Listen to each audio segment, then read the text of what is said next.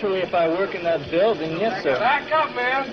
Come on, man. No, they're taking me in because of the fact that I live in the Soviet Union. I'm just a patsy. President.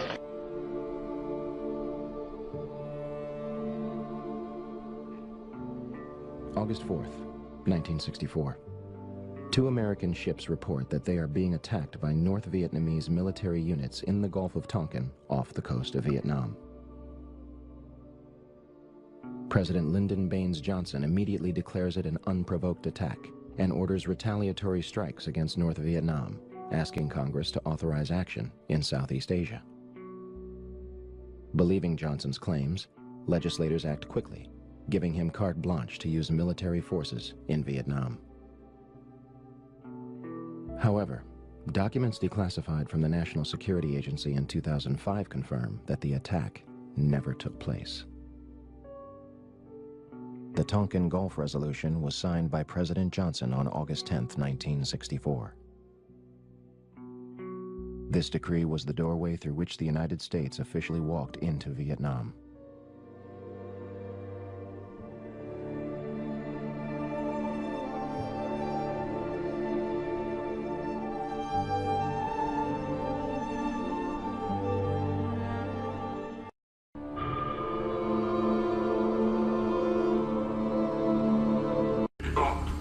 Where am I? Where's Reznov? You will answer our questions.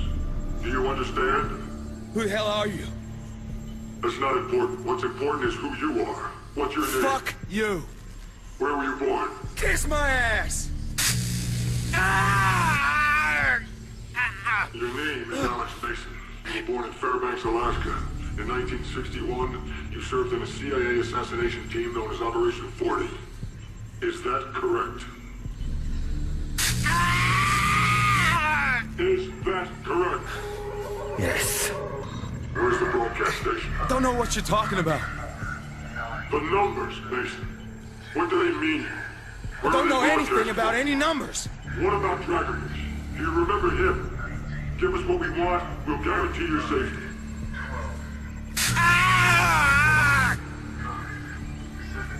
Let's start at the beginning. Cuba, 1961, the Bay of Pigs. We know you were there.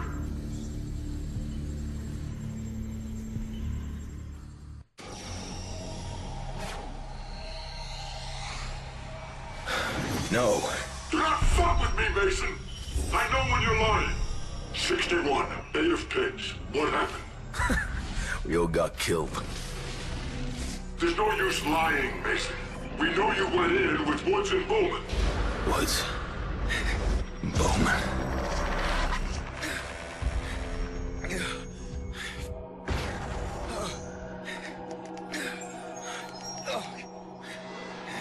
Dragovich. Do you remember Dragovich? Castro. We went in to kill Castro.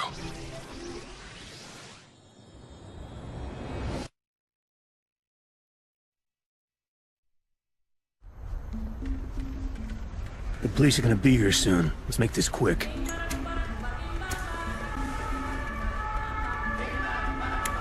Woods, it's been a while. Not enough, Carlos. You know Bowman, right? Carlos. This is Mason. What's up, Carlos? So you got what we need? He will be in here. The plantation. My old plantation. Our attack on the airfield should distract them enough to get you inside. What about the evac? You will have transport waiting for you. Just be there.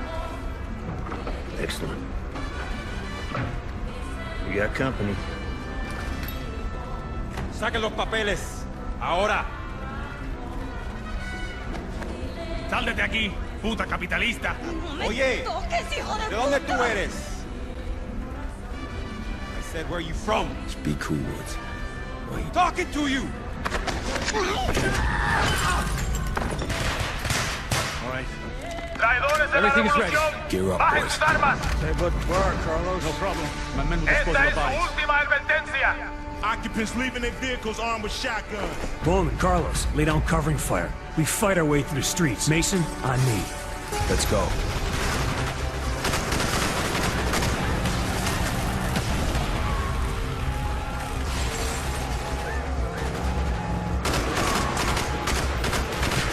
Clear them out. Move up the street. Bowman, take the right.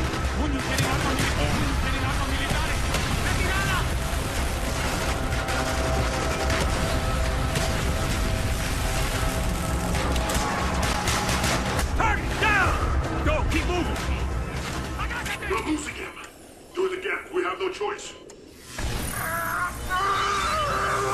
What the fuck? There's a compound. You're dead. We killed you. No. You killed a double. You think we didn't know of your plan? We always know. Do with him what you wish, General. This is my gift to you, in honor of our new relationship. Just make sure that he suffers. He will know suffering beyond his darkest fears. I have plans for you, American. Oh, he did. Dragovich sure did.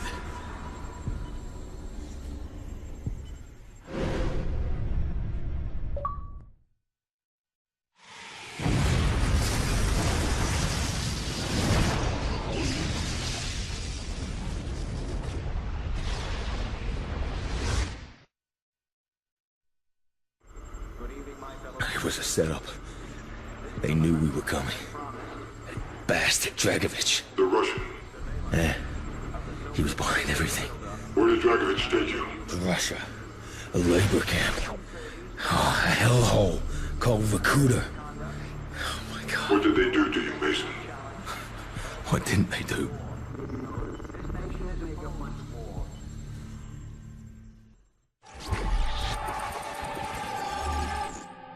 Why didn't Castro just kill you? Why did he give you to Dragovich?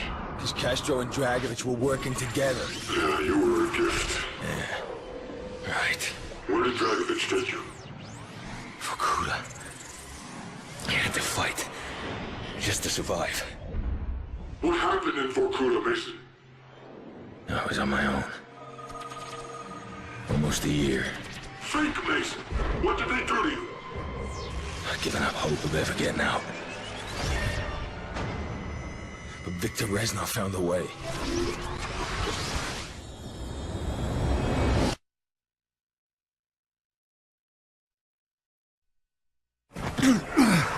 You will break, American. Viktor Reznov. My friend.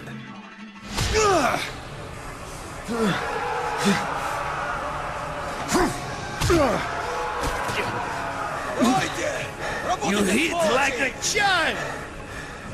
Вы только через силу, понимаете? Собаки! Эй, сволочь! Эй, это ты, Резнов!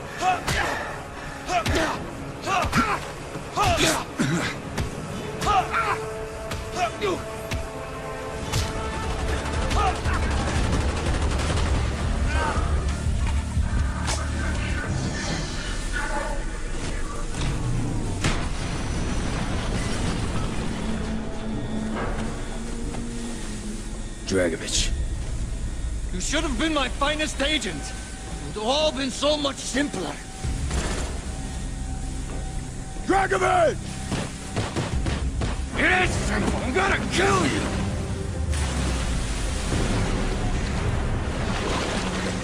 Trying to fuck with my mind! You failed! You don't know anything. You tried to turn me against my own! You tried to make me kill my own president! Right?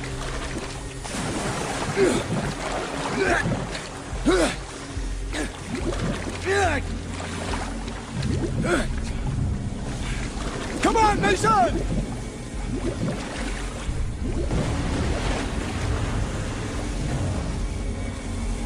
Mason, this way!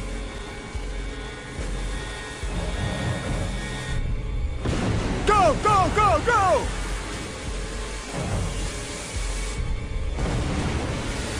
This place is falling apart!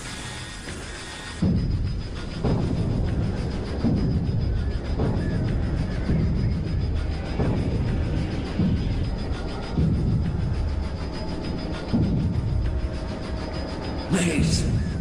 You did it, Mason. You did what I could not.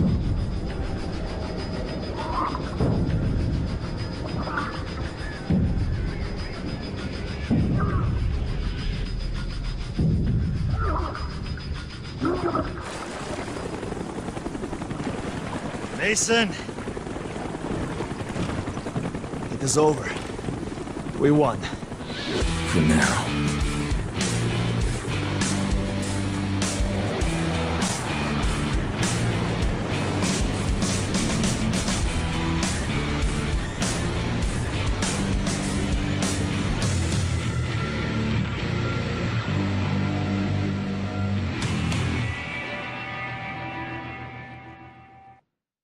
Zero, 11, 24, 11, 1, 7, 19, 20, 10, 14, 2, 3, 19, 0, 8, 11, 22, 21, 5, 17,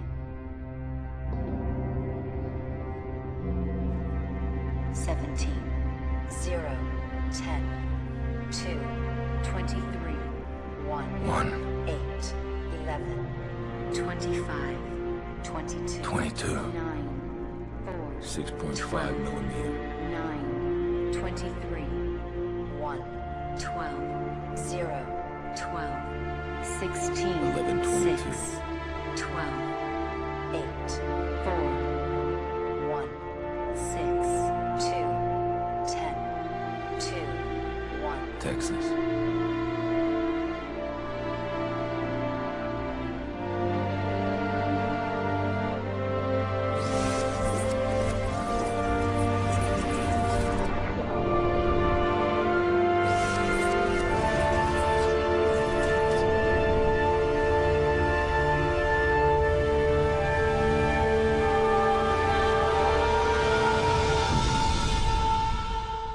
Ascension.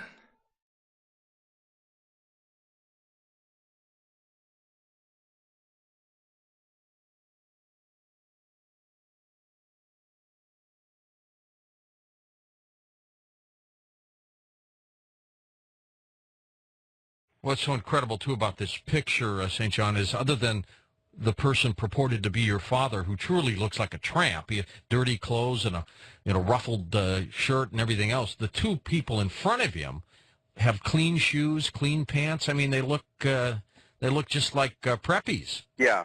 In fact, they do look like they're well washed. Now, your father, of course, sends you this tape. We're going to play this in just a moment, and I've got to ask you this.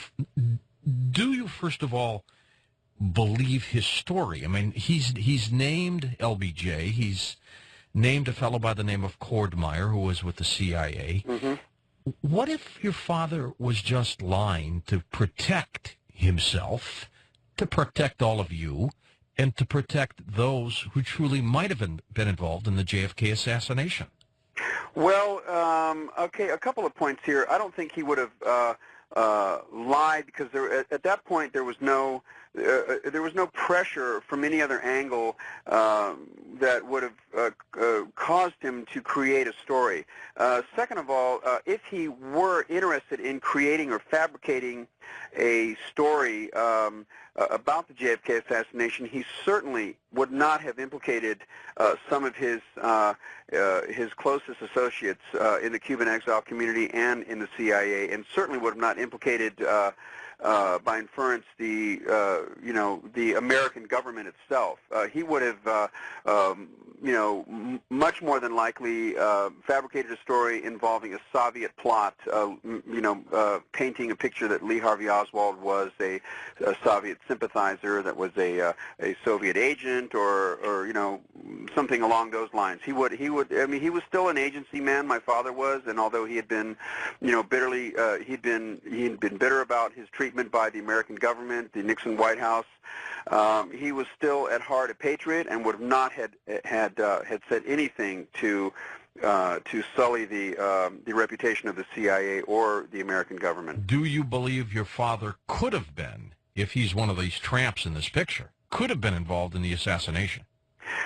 Well, the photograph of the tramp certainly looks, very, very much like my father. By my father's own testimony to me, by his own admittance to me, he was a bench warmer, those are his words, in the what he called the big event, which was the running code name for the assassination to kill President Kennedy. So he knew it was coming down, right? Well, according to what he told me, he knew that it was coming down. He had attended a couple of meetings at safe houses in Miami, Florida, and apparently the plot was to have taken place in Miami. All right, now we're going to listen to a tape. You're going to hear some names mentioned. This is the voice of E. Howard Hunt in a tape that he sent to his son, St. John Hunt. It's a longer version of the tape. What you're hearing is an edited, shorter version. I heard from Frank that LBJ had designated Cord Meyer Jr. to undertake a larger organization while keeping it totally secret. Cord Meyer himself was a rather favored member of the Eastern aristocracy. He was a graduate of Yale University and had joined the Marine Corps during the war and lost an eye in the Pacific fighting. I think that LBJ settled on Meyer as an opportunist, Perrin like himself, Perrin, and a man who had very little left to him in life ever since JFK had taken Cord's wife as one of his mistresses. I would suggest that Cord Meyer welcomed the approach from LBJ, who was, after all, only the vice president at that time. And, of course, could not number Cord Meyer among JFK's admirers. Quite the contrary. As for Dave Phillips, I knew him pretty well at one time. He worked for me during the Guatemala project. He had made himself useful to the agency in Santiago, Chile, where he was an American businessman. In any case, his actions, whatever they were, came to the attention of the Santiago station chief, and when his resume became known to people in the Western Hemisphere Division, he was brought in to work on Guatemalan operations. Sturgis and Morales and people of that ilk stayed in apartment houses during the preparations for the big event. Their addresses were very subject to change, so that where a fellow like Morales had been one day, you're not necessarily associated with that same address the following day. In short, it was a very mobile experience. Let me point out at this point that if I had wanted to fictionalize what went on in Miami and elsewhere during the run-up for the big event, I would have done so. But I don't want any unreality to tinge this particular story, or the information, I should say. I was a bench warmer on it, and I had a reputation for honesty. I think it's essential to refocus on what this information that I've been providing you, and you alone, by the way, consists of. What is important in the story is that we've backtracked the chain of command up through Cord Meyer and laying the doings at the doorstep of LBJ. He, in my opinion, had an almost maniacal urge to become president. He regarded JFK as he was, in fact, an obstacle to achieving that. He could have waited for JFK to finish out his term and then undoubtedly a second term. So that would have put the LBJ at the head of a long list of people who were waiting for some change in the executive branch. You know, I've already passed this story on to Glenn Beck at CNN Headline News, St. John, and I think this story will probably become world news in a much bigger way than it already has very shortly. An amazing story, absolutely, which may either open up the door or at least close the door to, I think, one of America's darkest hours. Yeah, it is truly amazing, and from my point of view, as my father's son, you know, I have the deepest love and the fondest memories of my father, the greatest respect for him, and I think that at the end of his life, he was certainly brave enough to pass this information on to me. You know, we had quite a few conversations about this. And it was at his behest that I wait until he passed away, that you know, that I should reveal this.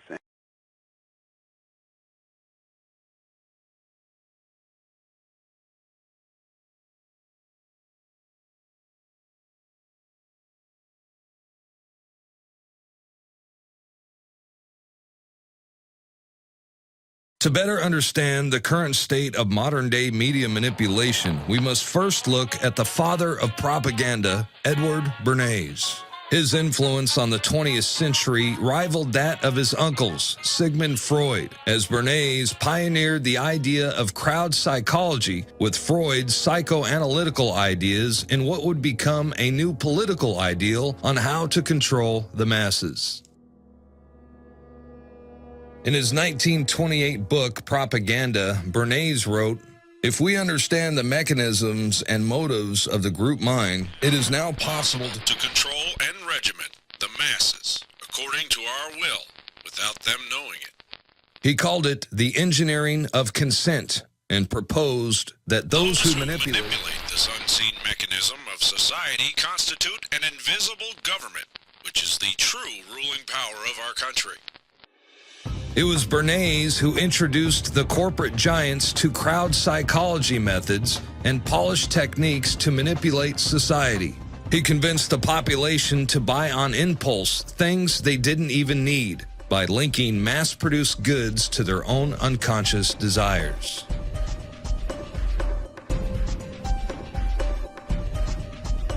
The tobacco industry hired Bernays to persuade women to take up smoking, and the Alcoa Aluminum Company asked him to drive the campaign for the national fluoridation of our water supply.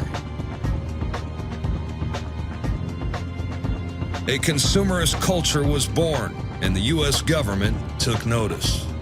In addition to famous corporate giants, Bernays also began working for the federal government. They adopted his technique of manufacturing ever-present dangers and then maintaining a constant state of fear to give those in power greater control of what Bernays called the mass mind. Edward Bernays, who's the father of modern advertising and propaganda, he literally wrote the book Propaganda. Joseph Goebbels, on record, the Nazi propaganda minister, used a lot of his information and twisted it to his own designs. Bernays was the chief psychological warfare expert for more than 20 years, advising the Department of War. He advised them to call it defense. Don't be honest anymore. Call it the Department of Defense, because you're actually going to run giant imperial slaughter operations.